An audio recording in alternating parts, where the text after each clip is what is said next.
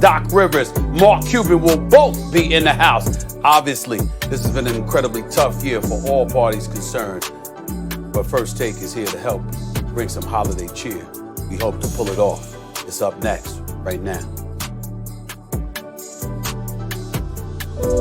This was a year like never before. A movie we never saw coming.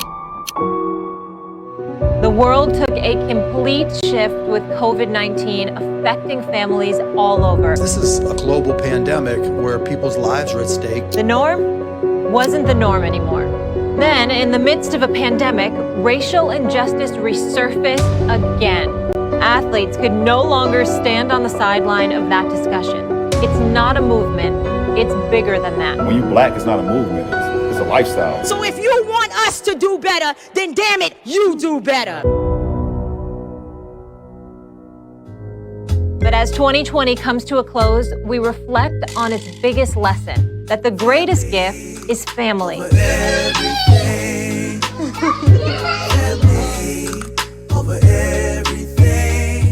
The meaning of Christmas is all about family, bringing us closer to each other. LeBron James, the one and only, the king.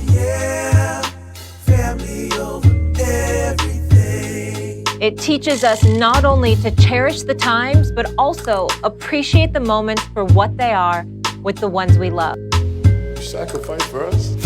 You the real MVP. As we move forward, let's enjoy this day with love in our hearts. Merry Christmas to you and yours. Remember, family, yeah, over everything. I think my amazing brothers. Oh, I love you guys, man. Over everything. It doesn't have to be blood when it's right or done. We're extremely blessed. Extremely blessed. Enjoy every moment as it comes. There's such a beautiful level to that. You know, the layer beneath that is the purity of it all and the enjoyment of it all. That is family over everything. Family over everything. Good morning, everybody, and Merry Christmas. And as Stephen A. alluded to, 2020, an extremely challenging year. Our heart is with the Bryant family, as we just saw that montage, and with Kobe. But guys, what we hope to be today, right here at ESPN, is a bit of a respite.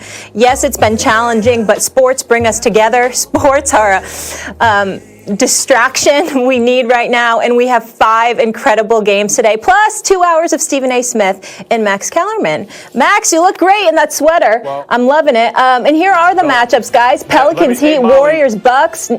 Yeah. Let me just run through these games. Nets, Celtics, Mavs, Lakers, Clippers, Nuggets. It all starts at noon. Go ahead, Max. It's a great slate today. It's unbelievable. But I just want to say, Merry Christmas, Stephen A. Merry Christmas, Molly. Merry Christmas. Merry Christmas. Thank you. You too. And I want to say, I want to say, they say Christmas is a day for miracles. A miracle has happened today, Molly. Are you ready for this miracle? What? This is the first time in the history of doing the show, First Take with Max Kellerman, that I'm actually jealous of his outfit. I've never felt that way before, but that's a pretty fly sweater. I know. Right there. I really wish that he does look very cute. I have to give credit. Very handsome, Max. That's a pretty fly sweater right there. I got to admit it. I wish I had that. That's pretty nice. I love the spirit you're bringing. You look very handsome, Max. All right. We ready to do this, guys? So we've got 5 games, and let's have some fun for 2 hours. Give people a little bit of a break. And then, obviously, all day long on ESPN and ABC, you saw that slate. Incredible game. So here's the deal. Mavs owner Mark Cuban, he's going to be with us in just a bit. I want to focus on his squad. Luka Doncic, the MVP favorite. That, according to Vegas. Dallas facing LeBron, AD, and the Lakers today. Max, do you think the Mavs are the biggest threat to the Lakers in the West? I do. I think the Mavs are the biggest threat. And they're playing now without Porzingis, but that's because they're being careful. They want him healthy, obviously, this season. And you saw what Porzingis did in the bubble in the playoffs right before he got hurt. He was a monster. He was the crime partner Luka had that Kawhi, frankly, didn't. And by the way, had Porzingis not gotten hurt in that series, I'm very confident the Mavs would have beaten the Clippers. That's right. I picked the Clippers to go all the way. I thought they would have gotten knocked out in the first round. by that Mavs team. And with another year of experience, they should be better. Guys, you know, I always talk about how the two-way wing is the quickest way to a championship when you pair those guys together, Jordan and Pippen or LeBron and Wade. But as the game has evolved increasingly, it's not just the two-way wing. It's the wing who's also the ball-dominant kind of offense organizer like LeBron or Luka. Luka Doncic, I think, is going to win MVP this year. He's already one of the best players in the game. And then Porzingis, as I mentioned, he has a guy, people forget the trajectory of Porzingis' career.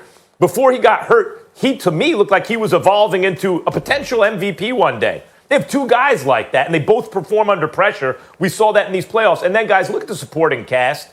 Tim Hardaway Jr. actually became a good player. Not just a guy with a name who scores points on a bad team, but an actual player. He hits shots from outside. His defense got better. He can go get a shot if he needs to. Like, he's a player. And Kleba and Dorian Finney-Smith at the forward positions, or especially if Finney-Smith shoots like he did last year, guys, can bomb from the outside and defend. And now they have Josh Richardson. They gave up some shooting in Seth Curry. But the bottom line is Richardson's a better player. That's why he plays more minutes, because he can also really defend and he can hit some shots from the outside. Guys, I really think that this Mavs team, and finally, Stephen A., when you saw that Suns game, what impressed me is without Porzingis, because the Suns were getting after it. Without Porzingis, the Mavs are exceptionally well coached. Carlisle has a deep playbook. No matter what the defense does, the offense has an answer. 2, 3, 4 adjustments, doesn't matter, and everyone's exactly where they need to be. I think the Mavs are going to be the biggest threat. I respect the Mavs. I recognize the fact that that's possible, but I still believe that the Clippers are going to be the biggest threat to the Los Angeles Lakers. When I think about how highly motivated Kawhi Leonard and Paul George need to be, knowing Ty Lue the way that I do and the buttons that he's going to be able to push, with the acquisition of Serge Ibaka, which I think is an upgrade from Montrezl Harrell. I like Montrezl Harrell a lot. I like his energy. I like his fervor. I like him, coming off the bench and what have you. That was great. But he's not Serge Ibaka, particularly come postseason time and particularly when it comes to being a perimeter threat and a rim protector. The combination of those two elements combined with the fact that Kawhi Leonard, the guy that you had as the best player in the world, at least until the playoffs ended just a few months ago, Max Kellerman, you had him as the best player in the world.